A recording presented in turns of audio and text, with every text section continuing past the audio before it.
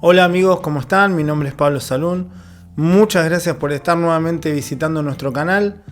Primero, antes que todo, quiero agradecerle a todos los que ya se han suscrito a nuestro canal. Realmente es muy importante para nosotros ver que del otro lado están, que apoyan nuestra lucha, que nos ayudan a concientizar y prevenir la captación de nuevas víctimas. Así que bueno, mil gracias. Pasando al video de hoy, no sé si ustedes recuerdan, en el episodio anterior hablamos sobre las organizaciones coercitivas, qué son, cuál es el término adecuado, cómo se camuflan para captar y someter a sus víctimas. En el video de hoy vamos a hablar sobre las técnicas que utilizan, las técnicas de persuasión coercitiva, control mental, control psicológico, lavado de cerebro, como ustedes quieran llamarlas. Así que este es un video muy importante, espero que les guste y nos vemos en un ratito. Muchas gracias por estar ahí nuevamente. La persuasión coercitiva es el mecanismo distintivo con que los grupos de riesgo manejan a sus adeptos. Es central ubicar este dato en un grupo, porque es el mecanismo que apunta a la destrucción del sujeto en su particularidad. Más allá de la apariencia, los camuflajes utilizados y sus doctrinas, es esencial estar atento a los cambios psicofísicos, así como a los cambios en la relación que esa persona mantiene con sus familiares y conocidos. Son los datos que nos autorizan a sospechar que el grupo es de riesgo por manejar técnicas manipulatorias o de persuasión coercitiva. El conjunto de técnicas de persuasión coercitiva actúa básicamente en dos direcciones. La primera es aumentar la vulnerabilidad del sujeto para hacerlo más influenciable. La segunda interviene directamente sobre la manipulación sobre él y su entorno para conseguir transformar sus formas de sentir, pensar y actuar. Dicha identidad implantada coexistirá con la subjetividad previa, contra la que el adepto luchará mediante la disociación y la negación para satisfacer las exigencias de cambio que el grupo le impone. Además, como técnica complementaria para lograr implantar esta nueva identidad, se embarca a la víctima en un proyecto supuestamente fundamental para su crecimiento espiritual, económico o intelectual. Esto varía según los rasgos del grupo. Se trata de una manipulación para combatir el ego, negar el yo, ya que así suelen llamar al sujeto original. Todos sus deseos, hábitos, proyectos anteriores son calificados como negativos para los nuevos propósitos y se impulsa al adepto a abandonarlos, a sustituirlo por lo que el grupo necesita. En este camino también son criticados y rechazados tanto el entorno familiar como cualquiera que se oponga a los dictados grupales. En este tipo de grupos también se maneja el llamado desapego, considerado como el rasgo más valioso a adquirir. Con ello, el grupo lo que pretende es que el sujeto se desprenda de antiguos afectos, vínculos, proyectos e ideas, y desde luego también de bienes materiales si lo tuviese. La organización coercitiva le exigirá al sujeto que entre en toda clase de privación, anímica, afectiva y material, que incluyen los hábitos de alimentación y sueño. El deterioro físico puede llegar a ser notable. Para someterlo es necesario que el adepto se vuelva vulnerable. Los trabajos forzados, las confesiones vergonzantes hechas frente a otros miembros, el maltrato del líder, el escaso descanso, son todas prácticas que van en el sentido de doblegar al sujeto. Desde luego, se ejercen acompañadas con la prédica del amor, que supuestamente inspira al líder y a toda la comunidad, y la promesa de la elevación, cualquiera sea que espere al final del camino. Muchas veces la pregunta que surge es cómo es posible que alguien, salvo que esté en muy malas condiciones mentales, pueda acceder a ser manipulado de este modo. Desde luego que hay etapas de la vida o crisis personales que pueden poner al sujeto en mayor riesgo y hacerlo más vulnerable. Pero también las técnicas de manipulación ejercen su efecto sobre personas que simplemente están a la búsqueda de algo nuevo, supuestamente bueno para su crecimiento, para avanzar en un proyecto vital, o simplemente sobre personas interesadas en lograr insertarse en algún grupo humano. De entrada, el sujeto se encuentra con un grupo sumamente afectuoso, dispuesto a recibirle y a mostrarle su disposición a amarlo, ya que él es muy importante y por lo tanto merecedor de grandes cosas. Es un bombardeo afectivo, una seducción programada. De hecho, en muchos grupos, los adeptos reciben instrucciones precisas acerca de cómo recibir a los nuevos, cuánta información darles y qué datos ocultarles. Los que se ocupan de la captación también son víctimas, que creen estar haciendo un gran favor al grupo al cumplir los mandatos del jefe o gurú y brindándole un regalo precioso al sujeto en vías de captación, al acercarlo a los supremos fines que persiguen.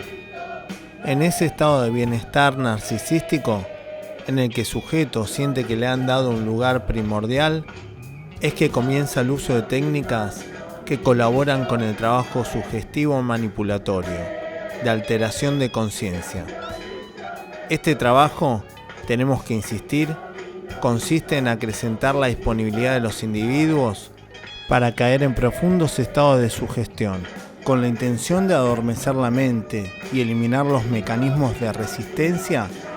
Se utilizan las siguientes prácticas: técnicas de relajación inducida, meditación, repetición de mantras, técnicas de hiperventilación, escucha de largos y monótonos discursos grabados, lectura de material escrito, cantos devocionales, prácticas de no pensar y rituales de renuncia al pasado.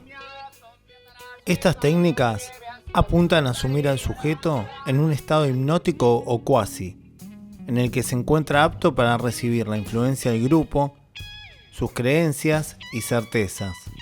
Este proceso sugestivo aplica también en lo que hacen muchas veces con los drogadependientes, ya que estos grupos logran a veces la sustitución de una adicción por otra. El control que se ejerce sobre el adepto para lograr someterlo abarca todas las áreas: conducta, información, pensamiento, emociones y lenguaje. Muchos grupos recurren incluso al aislamiento físico de los miembros. En este sentido, son comunes los seminarios de fin de semana, los retiros, etc. En un extremo de este aislamiento encontramos las comunidades permanentes, ashram, para los grupos hinduistas, así como la asistencia a escuelas propias para los niños, el traslado a otros países, etc. Veamos los diversos tipos de control. Control de la conducta.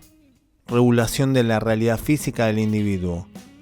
Dónde vive, qué viste, qué come, cuándo duerme, en qué y cuándo trabaja. Enseñanza de rituales y estímulo para su repetición. Control de la información. Restricción de acceso a periódicos, revistas, TV, internet, cartas, libros, radio, etc. Se controlan las relaciones internas y externas. Se vigila las parejas, información fragmentada que depende del grado de compromiso del adepto, o sea que hay niveles de verdad que son develadas de acuerdo a ese compromiso. Intercepción de cartas, llamadas telefónicas y mails. Se connota como negativos para el crecimiento de los contactos externos al grupo, sobre todo si se trata de quienes se pueden oponer al mismo. Control del pensamiento. Ejercicio de la negación. Se advierte a los miembros que fuerzas negativas les harán surgir críticas al grupo. Pensamientos que deberán negar. Ejercicio de la racionalización y la justificación. Se induce a pensar que todo lo que ocurre tenía que suceder así y por las mejores razones. Generalmente para favorecer la pureza creciente de los que así se someten a lo que entienden como pruebas. Cada vez que surgen pensamientos independientes, le sobrevendrá al sujeto una alarma. Cuando experimente ese estado de disonancia cognitiva entre sus postulados y los de la organización coercitiva, se sentirá culpable de haberse desviado de su doctrina. Tenderá a eliminar la disonancia, retirando sus postulados y reafirmando los del grupo, de nuevo para recuperar así la congruencia cognitiva.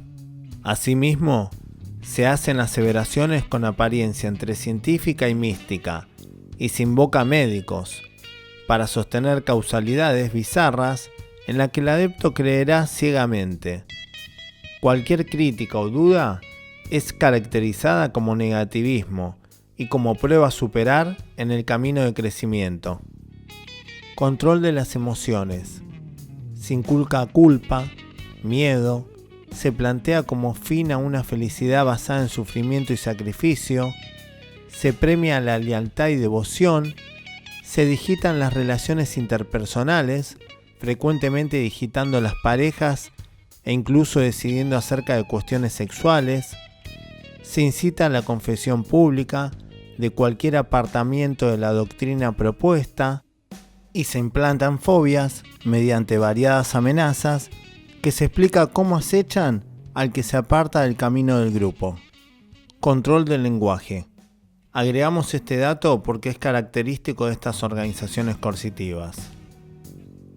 Se utiliza una jerga en la que los viejos introducen a los nuevos, fortaleciendo así el sentimiento de pertenencia. Esto permite algunos sobreentendidos cómplices que fortalecen los lazos intragrupales. Marca una clara división entre el interior y el exterior del grupo y determina un creciente aislamiento respecto de lo que no comparten la terminología. Bueno, espero que les haya resultado bastante esclarecedor el video. Realmente intentamos no dejar afuera ningún detalle. Es importante conocer las técnicas de persuasión coercitiva a profundidad, saber que no todos los grupos y líderes utilizan todas estas técnicas, algunos utilizan menos y otros más. Los que utilizan más técnicas, por supuesto, generan una dependencia y un daño extremo a sus víctimas, y es importante que si ustedes sospechan que algún ser querido o un familiar está siendo víctima de una organización coercitiva, lo denuncien ante la justicia, siempre y cuando tengan claro que detrás de estas técnicas siempre hay algún delito. Hay que investigar bien y realizar la denuncia judicial correspondiente. Espero que les haya gustado el video, no olviden suscribirse y activar la campanita y nos vemos la semana próxima. Muchas gracias.